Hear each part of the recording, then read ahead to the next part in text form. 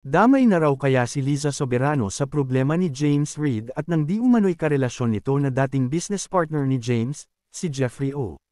Si Jeffrey O ang naging business partner ni James sa Careless Management Group na nagmanage noon kay Liza kung saan inamin ni James na may hinahabol silang pera rito.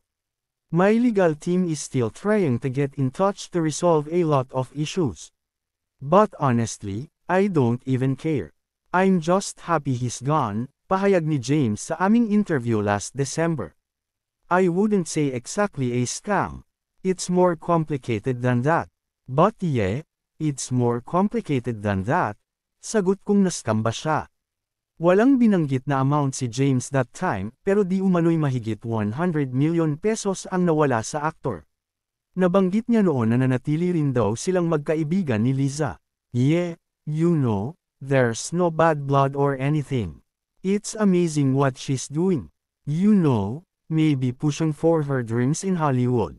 Anyway, pinag-usapan lang ito ng ibang netizens kahapon dahil nag-unfollow na si Liza kina James at Issa Pressman. Pero nanatili namang naka-follow ang magkarelasyon kay Liza. Base sa post ni Liza, kasalukuyan siyang nasa Manila.